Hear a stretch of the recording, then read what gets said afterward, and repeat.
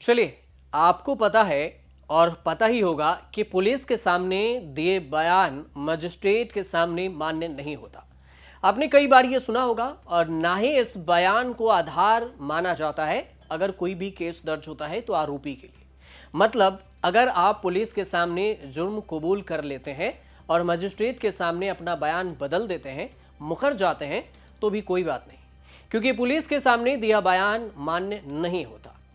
लेकिन पीएमएलए यानी कि मनी लॉन्ड्रिंग मामले में ऐसा नहीं है। पीएमएलए यानी कि मनी लॉन्ड्रिंग मामले में पीएमएलए के अधिकारी ईडी अधिकारी के सामने पीएमएलए की धारा 50 के तहत आरोपी जो बयान देता है उसी आधार पर आगे की कार्रवाई होती है और यह संविधान के अनुच्छेद 20(3) में उल्लेख है और अगर ऐसा नहीं होता तो इसे उल्लंघन माना जाता रहा है, यह भी कहा गया। लेकिन ट्विस्ट अब यह आया है कि सुप्रीम कोर्ट ने पीएमएलए के अधिकारी के सामने दिए बयान को मानने से इनकार कर दिया। सुप्रीम कोर्ट ने क्या कुछ कहा है और पीएमएलए पर अब क्या होगा, इसकी पावर कितनी सीज हो गई है, यह आपको बताते हैं। सुप्रीम कोर्ट ने 28 अगस्त को अपने आदेश में यह कहा कि पीएमएलए के तहत हिरासत के दौरान कोई आरोपी जांच अधिकारी या फिर जांच एजेंसी के सामने कोई अपराध स्वीकार करता या उससे संबंधित बयान देता है तो उसे अदालत में सबूत नहीं माना जा सकता। इसे केस दर केस देखा जाएगा और पीएमएलए मामलों में भी जमानत नियम है और जेल की सजा तो सिर्फ अपवाद। पीएमएलए के तहत हिरासत के दौरान कोई आरोपी जांच अधिकारी के सामने कोई भी अपराध स्वीकार कर बयान देता है तो उसे अदालत में सबूत नहीं माना जाएगा। मामला यहीं से उलझना शुरू हो गया कि अब पीएमएलए के अधिकारियों की पावर कम हो गई, पुलिस अधिकारियों की जैसी हो गई हालात। सुप्रीम कोर्ट ने कहा कि आमतौर पर यह माना जाता है कि पीएमएलए के तहत जांच एजेंसी के सामने हिरासत में दिए गए आरोपी के इकबालिया बयान को बतौर सबूत माना जाता था, लेकिन हम उस पर भारतीय साक्ष्य अधिनियम यानी बीएनएस की धारा 25 के तहत प्रतिबंध लगाते हैं और प्रतिबंध लगा दिया, यानी कि आरोपी के हिरासत में दिए गए इकबालिया बयान को उसके ही खिलाफ इस्तेमाल नहीं किया जा सकता। Justice B R. गवई और जस्टिस के.वी. विश्वनाथन की पीठ ने साफ कहा कि पीएमएलए के सेक्शन 45 के तहत जमानत के लिए दोहरी शर्तों का मतलब यह कतई नहीं है कि आरोपी को जमानत दी ही नहीं जा सकती। कोर्ट ने यह भी कहा कि किसी भी आरोपी की व्यक्तिगत आजादी संविधान के अनुच्छेद 21 के तहत मिले जीवन के अधिकार का हिस्सा है। उचित कानूनी प्रक्रिया का पालन करके ही इसे छीना जा सकता है। यह सुप्रीम कोर्ट का टिप्पणी है। सुप्रीम कोर्ट का यह आदेश कई मायनों में अहम और बेहद ही महत्वपूर्ण है, क्योंकि पीएमएलए के सेक्शन 45 की दोहरी शर्तों को वजह बताकर आरोपियों को जमानत मिलना लगभग नामुमकिन हो जाता है। लेकिन अब देश को सर्वोच्च अदालत के इस फैसले को पीएमएलए के मामलों में उदाहरण बनाकर पेश किया जाएगा कि सर्वोच्च न्यायालय सुप्रीम कोर्ट ने पीएमएलए के पावर को किस तरह से कम कर दिया।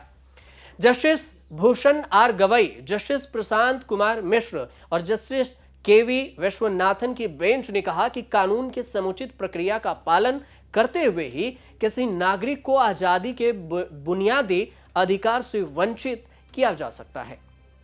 बी.आर. गवई और जस्टिस के.वी. विश्वनाथन की पीठ ने यह भी कहा कि व्यक्ति की आजादी हमेशा नियम है और कानून द्वारा स्थापित प्रक्रिया के तहत वंचना अपवाद, यानी कि उससे आजाद रहना, कैद रहना अपवाद। कोर्ट ने भी कहा कि हमारा मानना है कि अगर अपीलकर्ता के बयान अपराध सिद्ध करने वाले पाए गए तो उन पर धारा 25 के तहत कार्रवाई की जाएगी। बयान को केवल इसलिए स्वीकार बनाना हास्यास्पद होगा क्योंकि वह उस समय एक अन्य ECIR प्रवर्तन मामले में सूचना रिपोर्ट को कहा गया है कि हिरासत में था।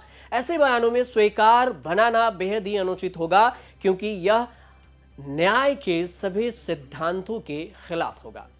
सुप्रीम कोर्ट ने यह टिप्पणी झारखंड के मुख्यमंत्री हेमंत सोरेन के कथित सहयोगी प्रेम प्रकाश को जमानत पर रिहा करने के आदेश के दौरान दिया। प्रेम प्रकाश को जमानत देते हुए कोर्ट ने कहा कि अदालत ने उनकी लंबी कैद और बड़ी संख्या में गवाहों के कारण मुकदमे में हुई देरी को ध्यान में रखा है। रांची जमीन घोटाले मामले में हेमंत सोरेन के कथित सहयोगी प्रेम प्रकाश को अगस्त 2023 में गिरफ्तार किया गया था और ईडी ने उसे साहिबगंज में 1000 करोड़ अवैध पत्थर खनन मामले में गिरफ्तार कर जेल भेज दिया था। जमीन की फर्जी खरीद फरोख्त मामले में वह आरोपी था। अब उसे जमानत मिल गई है।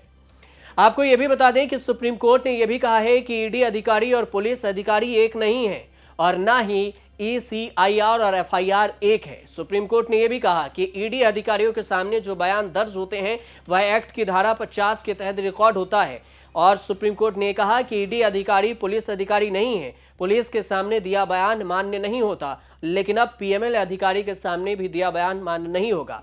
सुप्रीम कोर्ट ने कहा कि ACI चूंकि आंतरिक दस्तावेज है, ऐसे में आरोपी की गिरफ्तारी के वक्त उसकी कॉपी सप्लाई करना अनिवार्य नहीं है, बल्कि गिरफ्तारी के लिए आधार बताना ही काफी है।